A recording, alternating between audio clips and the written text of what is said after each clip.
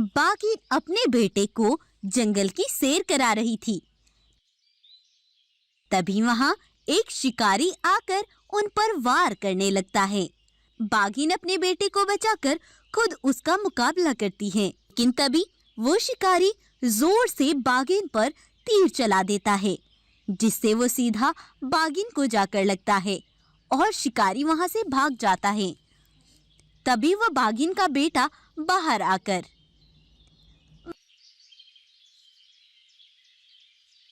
माँ उठो माँ, वो शिकारी चला गया। उठो माँ, अब हम चलो जंगल की सैर करते हैं। माँ माँ उठो प्लीज। तभी वहां बकरी आती है। वह बकरी गर्भवती थी। वह उस बाघिन को मरा देख उसके पास आती है। बच्चे को रोता देख बकरी कहती है, बच्चे रो मत, अब तुम्हारी माँ कभी नहीं उठेगी, वो मर चुकी है। बाघिन का बेटा रोने लगता है।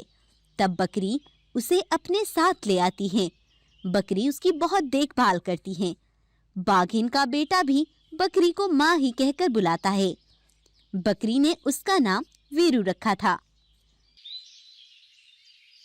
समय बीतता गया और वीरू बड़ा हो गया और बकरी को भी एक बच्चा पैदा हुआ।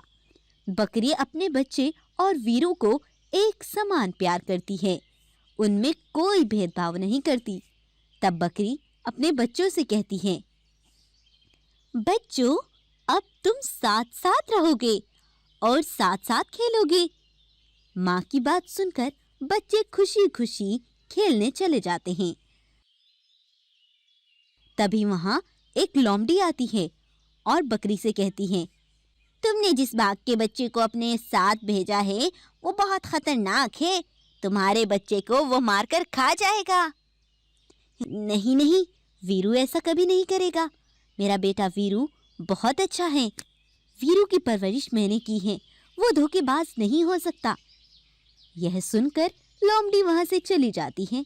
अगले दिन बकरी अपने दोनों बच्चों से कहती है, सुनो वीरू, मुझे आज किसी काम से दूसरे गांव जाना पड़ गया है, तुम दोनों ध्यान से रहना।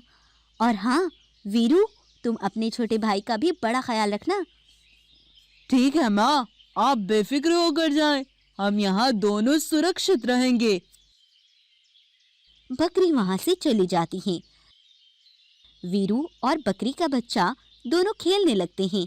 खेलते खेलते बकरी का बच्चा कहीं दूर चला जाता है। वीरू बकरी के बच्चे को वहां ना पाकर बहुत परेशान हो जाता है और वीरू छोटे जानवरों का शिकार करके बकरी के बच्चे को देखने लगता है। ये कहाँ चला गया? अब मैं इसको कहाँ ढूंढूं? माँ आकर बोलेगी तुमने भाई का ध्यान नहीं रखा, मैं अब क्या करूं? वीरू बहुत परेशान था।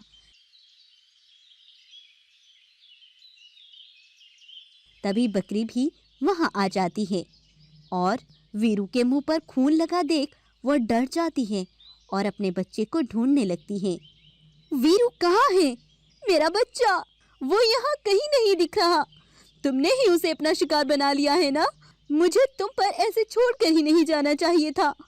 लोमड़ी ने सही ही कहा था, तुम मेरे बच्चे को एक दिन मारकर जरूर खा जाओगे। नहीं माँ, नहीं, मैं भी बहुत देर से उसे ढूंढ रहा हूँ, मुझे भी वो कहीं नहीं मिला। तुम झूठ बोल रहे हो, तुमने ही उसे मार कर खाया है। मैं ही पागल थी, तुम पर विश्वास करके तुम्हारे पास अपने बच्चे को छोड़ गई। हाय मेरा बच्चा। नहीं माँ, ऐसा मत कहो, मैं सच बोल रहा हूँ, मेरा यकीन करो। मुझे सफाई मत दो और यहाँ से चले जाओ। बेचारा वीरू वहां से रोता हुआ चला जाता है। तभी वहां बकरी का बच्चा आता है और अपनी माँ को सारी बात बताता है कि कैसे वो खेलता खेलता दूर चला गया था। बच्चे की बात सुनकर माँ को वीरू पर गुस्सा दिखाने और वहां से चले जाने की बात पर बहुत दुख होता है और वो जल्दी से वीरू को बुलाने जाती है। रास्ते में ही वीरू रोता हुआ जा रहा था। बकरी उसे रोक लेती है और उससे कहती है, बेटा बेटा मुझे माफ कर दो, चलो मेरे साथ घर चलो, मुझे माफ कर दो बेटा। तब वो घर आ जाते हैं और फिर से तीनों साथ साथ रहने लगते हैं। अगर आपको आज की हमारी ये वीडियो अच्छी लगी है तो इसको लाइक, शेयर और सब्सक्राइब करना ना भूलें।